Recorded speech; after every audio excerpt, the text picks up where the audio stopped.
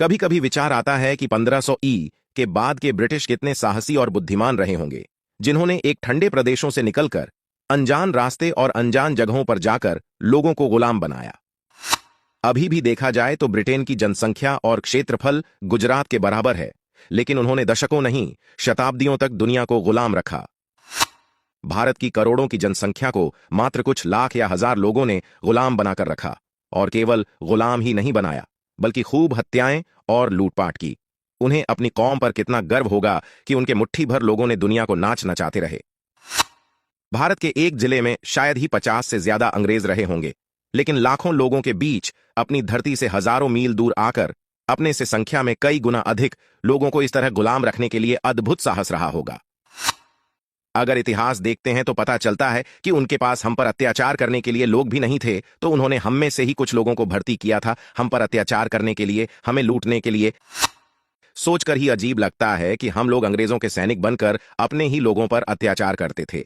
चंद्रशेखर, बिस्मिल जैसे मात्र कुछ गिनती के लोग थे जिन्हें हमारा ही समाज हेय दृष्टि से देखता था। आज वही नपुंसक समाज उन चंद लोगों के नाम के पीछे अपना कायरतापूर्ण इतिहास छुपाकर झूठा दंभ भरता है। अरब के रेगिस्तान से कुछ भूखे, जाहिल, आतताई लोग आए और उन्होंने भी हमको लूटा, मारा, बलात्कार किया, और हम वहां भी नाकाम रहे। उन्होंने हमारे मंदिर तोड़े, हमारी स्त्रियों से बलात्कार किए, लेकिन हमने क्या किया? वो दिन में विवाह में लूटपाट करते हैं तो रात को चुपचाप विवाह करने लगे। जवान लड़कियों को उठा ले जाते हैं तो बचपन में ही शादी करने लगे, और अगर उसमें ही असुरक्षा हो तो बेटी पैदा होते ही मारते रहे। बुरा लगता तो ठीक है, लेकिन यही हमारी सच्चाई है।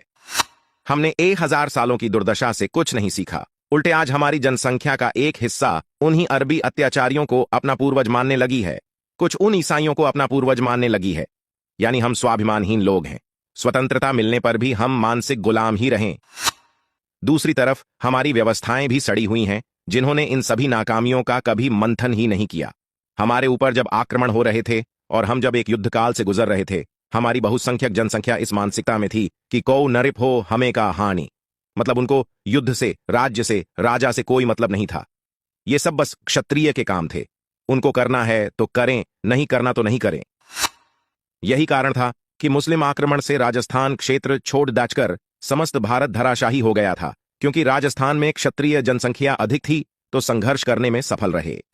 आज इजराइल बुरी तरह शत्रुओं से घिरा हुआ है, लेकिन सुरक्षित है, क्योंकि वहां के प्रत्येक व्यक्ति की देश और धर्म की सुरक्षा की जिम्मेदारी है। लेकिन हमने ये कार्य केवल क्षत्रियों पर छोड़ दिया था, जबकि फौज में भी युद्ध के समय माली, नाई, पेंटर, रसोइया आदि सभी लड्ढाका बनकर तैयार रहते हैं। हमने युद्ध काल में भी परिस्थितियों को नहीं समझा और अपनी योजनाएं नहीं बनाई, अपनी व्यवस्थाएं नहीं बदली। अंबेडकर जी का वह कथन सोचने पर मजबूर कर देता है कि यदि समाज के एक बड़े वर्ग को युद्ध से दूर नहीं किया गया होता तो भारत कभी गुलाम नहीं बनता। जरा विचार करके देखिए कि मुस्लिमों एवं अंग्रेजों से जिस तरह क्षत्रिय लड़े, अगर पूरा हिंदू समाज क्षत्रिय बनकर लड़ा होता तो क्या हम कभी गुलाम हो सकते थे? सामान्य परिस्थिति में समाज को चलाने के लिए उसको वर्गीकृत किया ही जाता है, लेकिन विपत्ति काल में नीतियों में परिवर्तन भी किया जाता है। लेकिन हम इसमें पूरी तरह नाकाम लोग हैं, इसलिए 1000 सालों से दुर्भाग्य हमारे पीछे पड़ा है। अटल जी एक भाषण में कहते हैं कि एक युद्ध जीतने के बाद जब 1000 अंग्रेजी सैनिकों ने विजय जुलूस निकाला था तो सड़क के दोनों तरफ 2000 भारतीय उनको देखने आए थे। अगर ये 2000 लोग पत्थर डंडे से भी मारते तो 1000 सैनिकों को भागना भी नहीं आता, लेकिन ये 20,000 लोग केवल युद्ध के मूक दर्शक थे। आज भी कुछ खास नहीं बदला। मुगलों और अंग्रेजों का स्थान एक खास खानदान ने ले लिया और वामपंथियों, सेकुलरों के रूप में खतरनाक गद्दारों की फौज भी पैदा हो गई। लेकिन सबसे बड़ी विडंबना यह है कि हम आज भी बंटे हुए हैं, 100 करोड़ होकर भी मूक दर्शक बने हुए हैं। भले ही कुछ लोग कुछ जागृति पैदा करने में सफल हुए हों, पर बिना संपूर्ण जागृति इस देश के दुर्भाग्य का अंत नहीं होगा।